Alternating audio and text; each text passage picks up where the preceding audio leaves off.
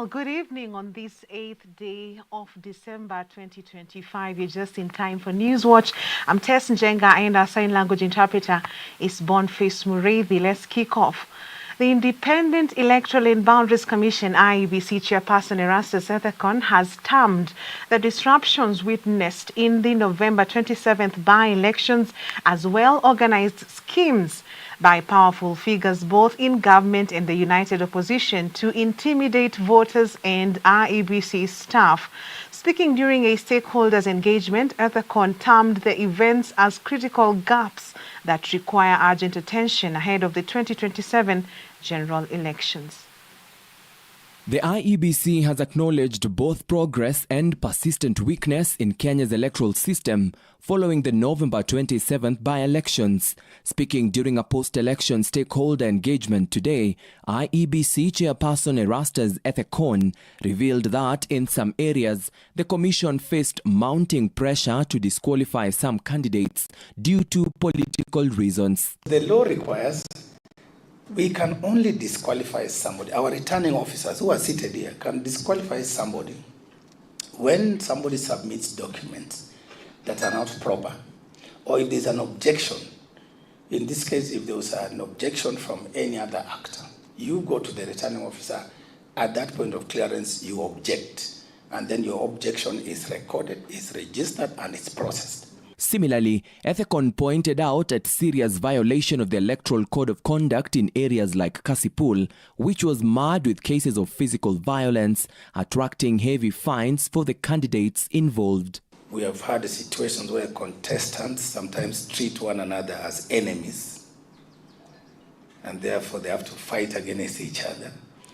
And what is unfortunate sometimes is that instead of this contestation turning into a battle of ideas, of policies and strategies, sometimes it ends up being physical.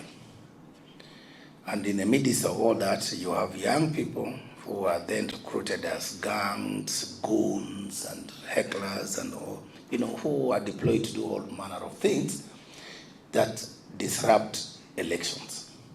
IEBC boss further warned that the by-elections revealed severe security threats witnessed through disruptions at polling stations, which he says were well organized by politicians from both the government and opposition factions to intimidate voters and IEBC staff. Ethekon, however, stated that the government must also ensure timely disbursement of election funds to reduce cases of logistical unpreparedness ahead of the 2027 elections. Democracy work in Kenya. For us to entrench democracy in Kenya, we need to cooperate. We need to work together as critical players and actors who are given responsibility, whether you are an observer, whether you're in security, whether you're a political party, an independent candidate, whether you're in the media, you have a role.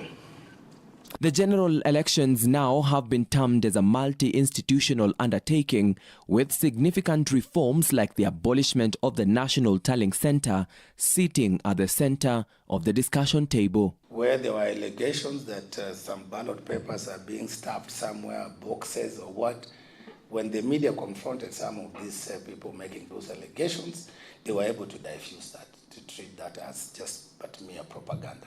Theo Masharia for Hope TV Newswatch.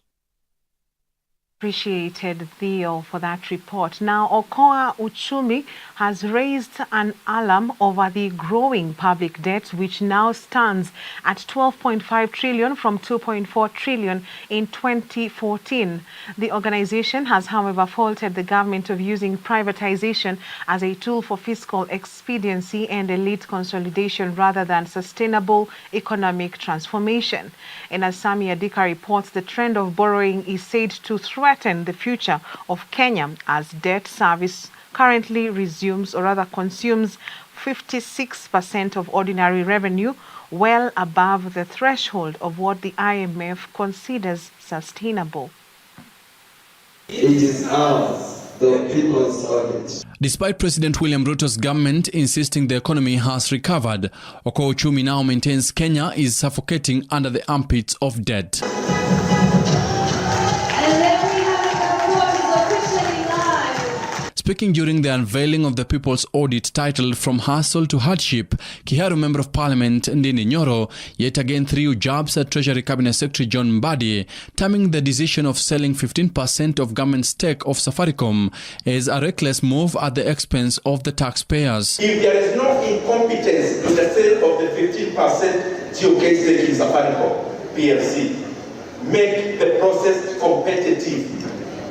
Open the process for other bidders to bid for those shares. The government has equally been criticized for disregarding the rule of law, with People's Liberation Party leader Martha Karua insisting that the economy has to be developed with strict adherence to the constitution. The IMF and World Bank are banks, just like your banks. It's just that they are world institutions, they are global institutions. They cannot be your masters. You enter into engagement with them. But a thieving government, a thieving regime will not negotiate seated. They will be kneeling. They will forget Article 43 of the Constitution. Dismissing the president's dream of transforming Kenya to a first world status like Singapore, Wiper's Kalonzo Musyoka insisted that lack of accountability and transparency will not bring change as envisioned. Singapore was built on order, on discipline, on accountability, and a fierce intolerance for corruption, not the chaos, the carelessness, and the impunity we're witnessing today. Auditor General Nancy Gathungu has praised the report by Okoa Uchumi, insisting on the need to deepen citizens' engagement in delivering clear budget audits to revive their trust in government. We are ready to ask critical questions, query the use of public resources, and demand better, more transparent, and high-quality service delivery.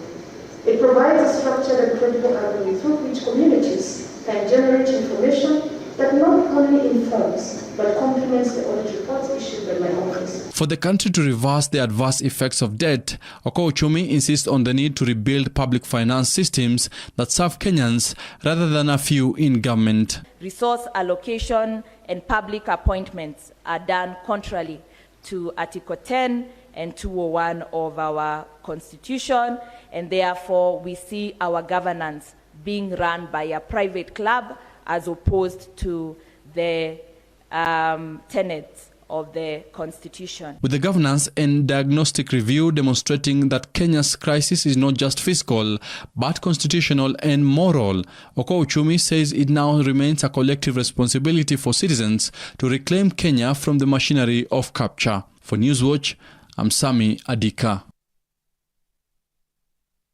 Thank you, Adika. Now, Deputy President Professor Kithure Kindiki has reiterated the government's commitment to transform Kenya into a first world country, saying that President Ruto's administration will make Kenya a modern country in the next 5 years. Speaking at the 98th Kenya Music and Cultural Festival Gala in Eldoret today, Kindiki outlined some of the projects that are in the pipeline, including a new airport and dualling of the Nairobi-Mombasa Road. He added that part of the transformation is ensuring that the values of the country are not eroded. Deputy President Professor Kithure Kindiki graced the final day of the 98th Kenya Music and Cultural Festival at Moi Girls High School Eldoret today, where he used the platform to echo President William Ruto's ambitious transformation plan of transforming the country from a third world to a first world. In his speech, Kindiki said that Kenya had taken too long to make significant progress towards addressing challenges like low electricity connectivity and poor road networks to achieve Vision 2030. Thus, the reason why the Kenya Kwanza government is deliberate on fast-tracking development projects across the country. We've made strides to provide water. But you have heard the president say the speed of our nation building, the speed of building the hardware for our country is very slow. That's why he has said we look for innovative ways of looking for resources to build more roads, to provide more water, to provide more electricity, and also to encourage manufacturing, to create enough jobs for our young people. That is how we build the hardware of our country. You have seen the president launch the Rironi Mau Summit Road. During that road, which is going to be a signature project for this government.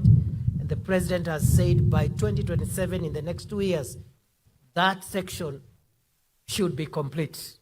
Kindiki defended the government's decision to reduce its stake in strategic assets like Safaricom and announced a fresh plan to construct a new airport barely a year after an attempt to upgrade JKIA with the Adani Group was cancelled after public uproar. We are building a new airport at Jomo Kenyatta International Airport. The one we have is old. We want to move the number of people coming through Jomo Kenyatta International Airport from 8 million currently to 100 million so that we can match airports like the Dubai International Airport. Where do we get money from? We are looking at public-private partnerships. We are also looking at privatization, where we reduce the stake that government has in some of the strategic assets, but use that money not to pay salaries, not to pay recurrent expenditure, but put that money to build dams and roads and modernize our country the shortest time possible. Kindiki also emphasized the government's commitment to protect the social infrastructure and national values of the country as another pillar of their transformation agenda. As much as we build the hardware of our country going forward, we want to invest more resources now in building the software of our country, promote good morals, because children who are intellectually gifted but they have poor morals are headed nowhere. Uasin Gishu County was crowned the best county at the event, while Storymakers from Kisumu was ranked the best in the storytelling category. The festivals began on 30th November and came to a close with the gala today. Reporting for Newswatch, my name is Jacob Ochiro. Thanks, Jacob. Now to matters churches. The leadership crisis within the Anglican Church of Kenya Kapenguria Diocese in West Pokot County continues to intensify. Two rival factions are now operating parallel church structures with accusations of illegal appointments, disregard of court orders, and favoritism in the selection of church leaders.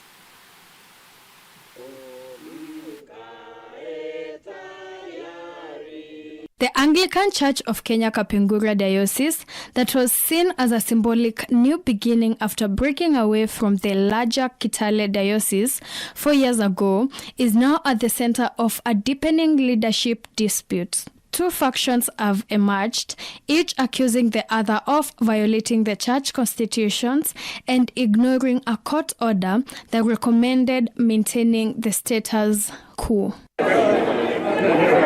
At the heart of the wrangles is Commissary Bishop Simon Onyango, appointed by Archbishop Jackson Olesapit to oversee a peaceful transition and pave the way of the installation of a substantive bishop. But a section of church leaders now claim his administration has instead fueled more tension.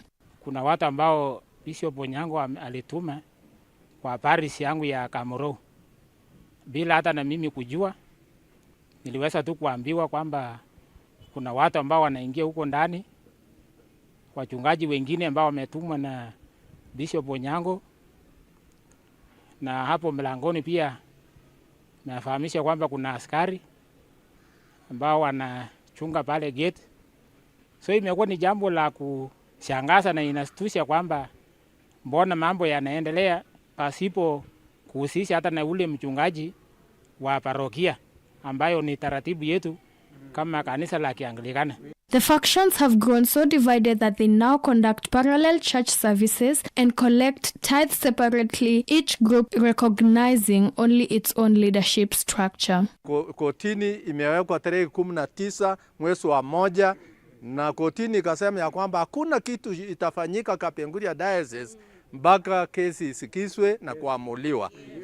Hata saa hizi tunaomba askofu mkuu, tafadhali tunaomba sisi kama wachungaji na wakristo wa Kapenguria ya kwamba hatutaki mambo ya makawanyiko ya wakristo wetu.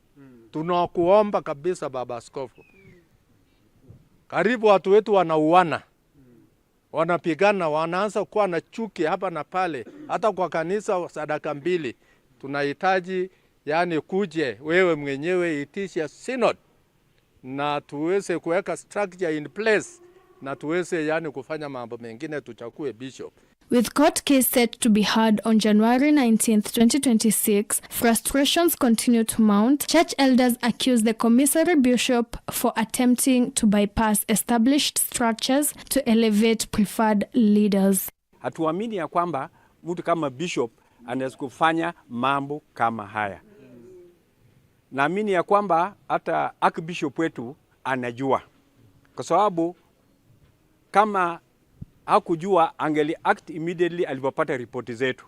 Tumemwandikia mabarua kadha karibu over 30. Tumeshamwandikia, tumeshafanya complaints, tumefanya hii mambo ya press, hata last week tulifanya, lakini bado wangali wanaendelea na haya maovu.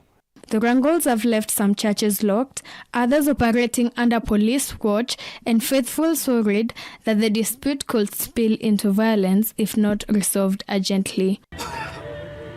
Reporting for Newswatch, my name is Glory Nkatha.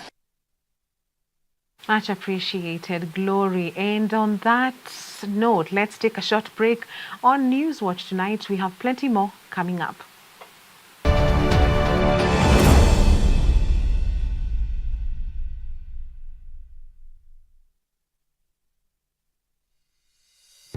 Hi everyone, my name is George Gishoro, a presenter with Hope TV.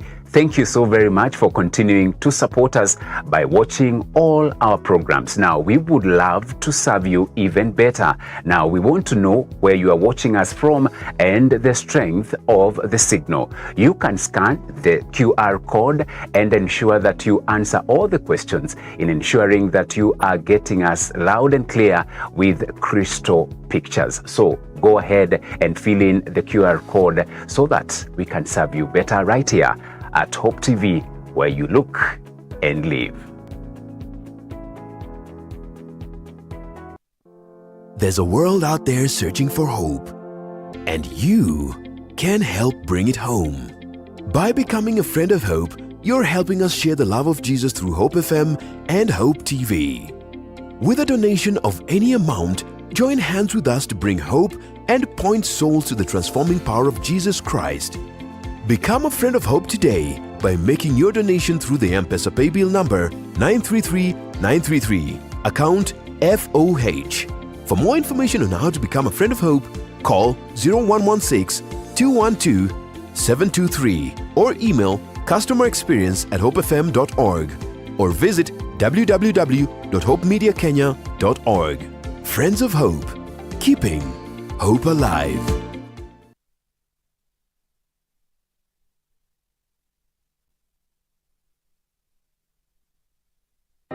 Going back to the heart of worship. Whether up the mountain or down the valley, we were created to worship God. Enjoy carefully selected worship music every Wednesday all day long.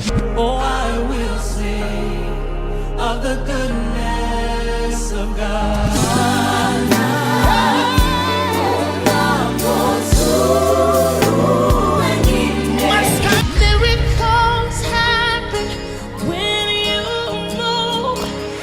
Take it a notch higher with more worship music. Every Wednesday is Worship Wednesday. Only on Hope FM. Listen and live.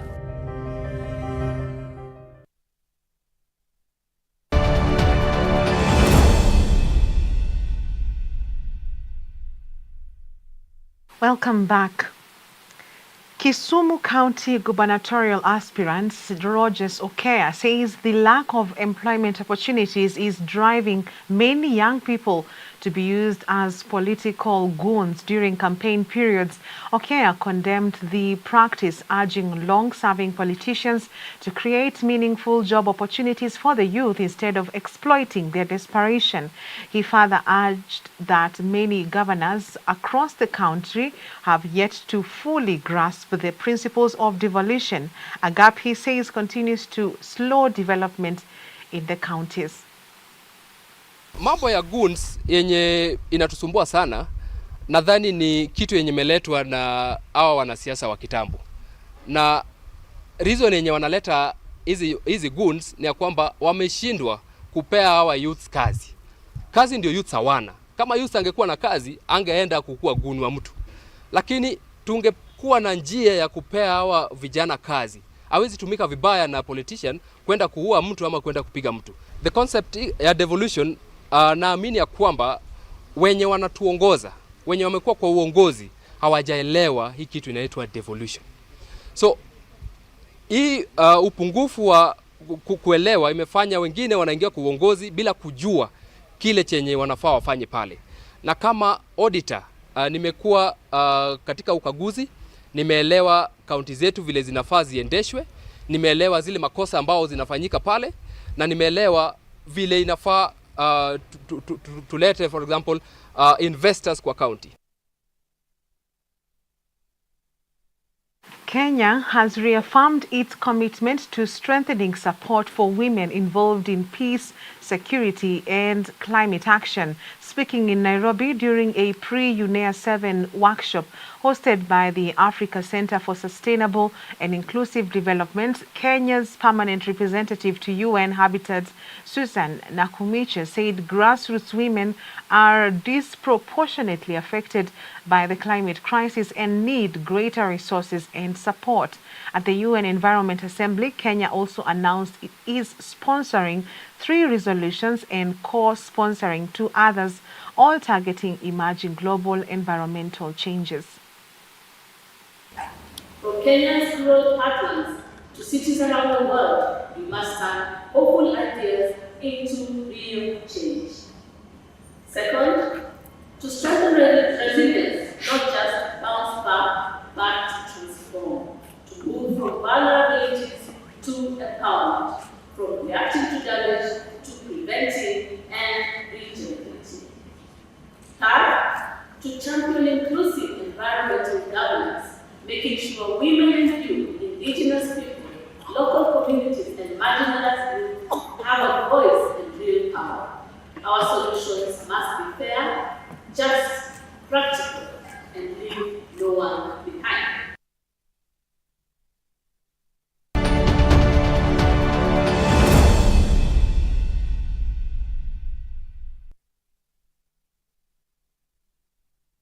Business, the government has been urged to step up monitoring, reporting and enforcement of mining and employment regulations to ensure Kenyan professionals benefit fully from the country's growing mining sector. At the annual end-year event of the Mining Engineers Society of Kenya, Chairman Joseph Kumu warned that many companies continue to sidestep legal requirements, operating with few or no qualified Kenyan technical staff. He called on the State Department for Mining to enforce the law and ensure engineers are involved before any permits are issued. The appeal comes as Kenya's mining and quarrying sector posted 15.3% growth in the second quarter of 2025, and new projects including Shanta Gold's development in Kakamega signaling renewed investor interest. Sasa kama county government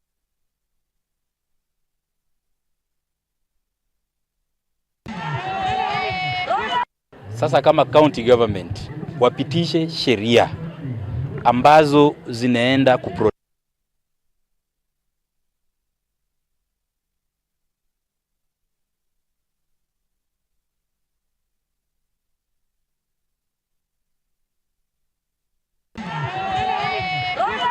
Sasa kama county government wapitishe sheria ambazo zinaenda kuprotect nurturing of talent kwa county.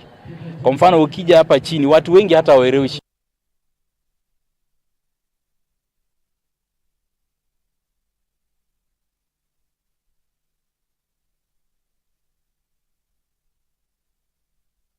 Are we not angry enough that coal deposits worth 4 trillion are lying unexploited in Mui Basin as we squabble as a country? A few weeks ago, His Excellency the President gave us a roadmap for economic transformation of this country. And he told us we are going to focus on investment in people. We We will make Kenya a net exporter and not a net importer as we are today. He also committed to increase our energy generation capacity from the current 3.2 gigawatts to 10 gigawatts. And he also committed that we are going to invest in transport and logistics. The budget for this is about Kenya shillings 5 trillion. He also gave us a long-term plan to finance this. Yet the goal that we have in this country and the call that we have in this country can do the magic and give us a 5 trillion and pay all this development for this country without paying a shilling or claiming a shilling in terms of debt. We would like to appeal that before any mining or mineral processing or artisanal mining permits are issued, a qualified mining or mineral processing engineer must be engaged. This single requirement would significantly improve technical standards, safety, efficiency, and environmental stewardship across the sector, while creating a meaningful jobs for Kenyans and professionals. Already we have the online mining canister where you apply your licenses online. That is already done. We are also doing the royalty management system. This will be an online system where we catch our production, we catch our sales, we know our revenues, how much royalty should be paid to the country, what should go to the counties, what should go to the national government, what should go to the communities. And in that space, we are also working on a regulation just to disperse the royalties that have already been collected and are in the consolidated fund.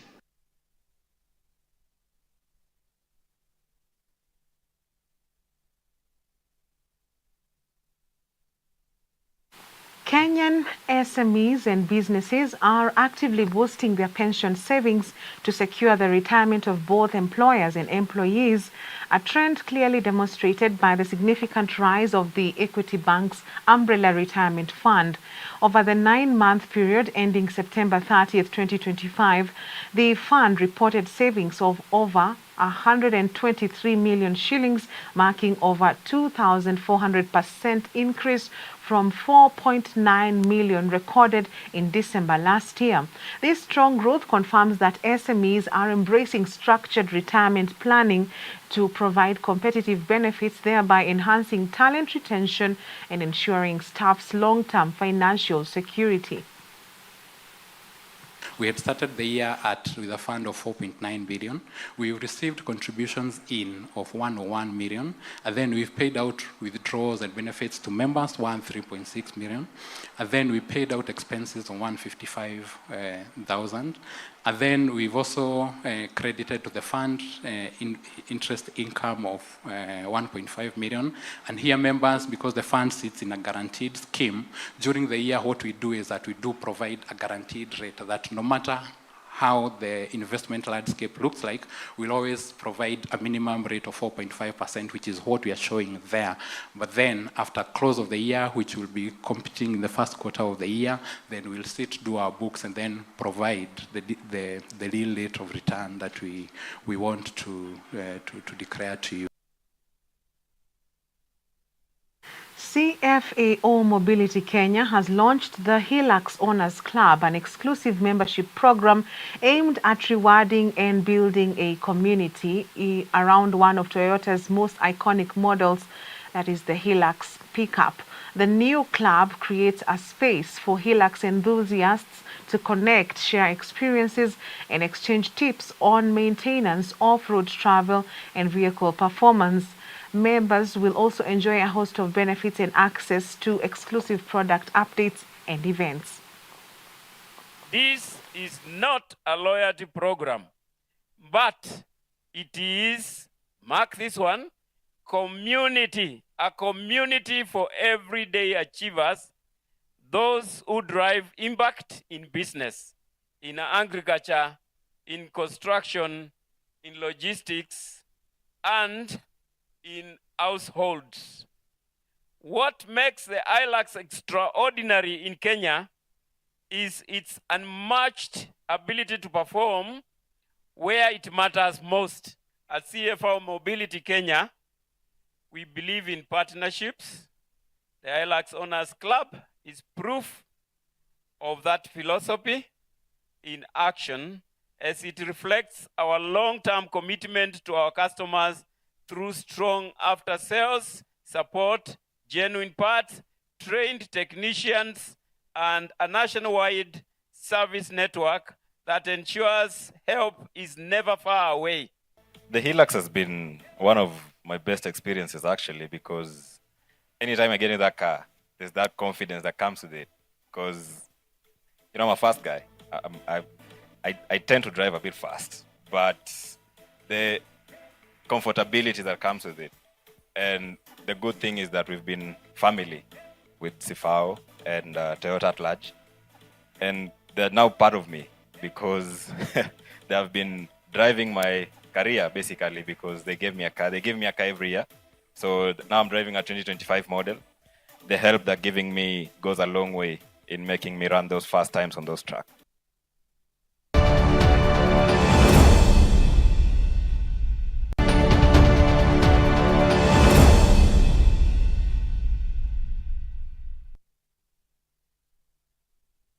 County governments are being urged to create and pass laws that will help strengthen grassroots football and support emerging talent across the country. Speaking during the launch of the 9th edition of the Hezekiah Otsula Memorial Cup at Mongore Primary School in Bumula, Bungoma County, Kasoko Ward Representative Benjamin Osula said grassroots football continues to struggle due to limited funding. He called on the Football Kenya Federation and county assemblies to work together to provide proper structures and support for young players. Osula added that beyond nurturing talent, tournaments like this also help keep young people away from crime, drugs, and alcohol, especially during the festive season.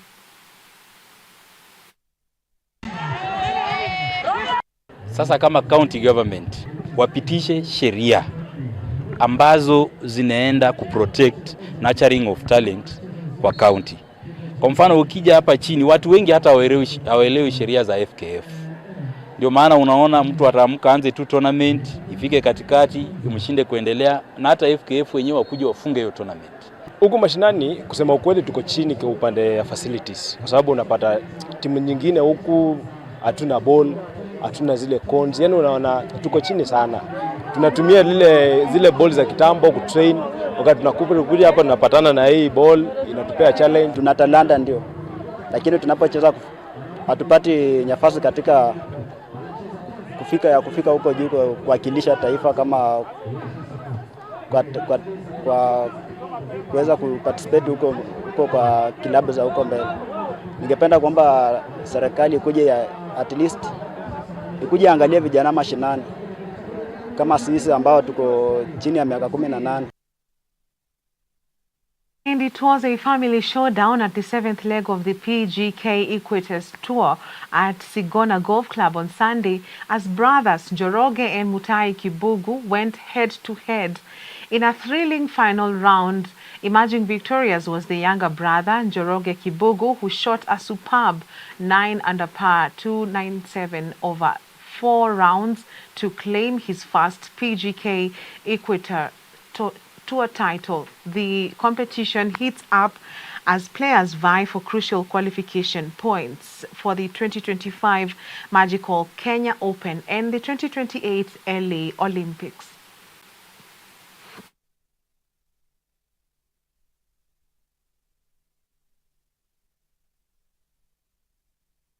And it's a wrap on Newswatch tonight. On behalf of the whole team, thank you for watching. God willing, see you on Thursday. I'm Tess Njenga and our sign language interpreter is Boniface Mureithi. Have a good night.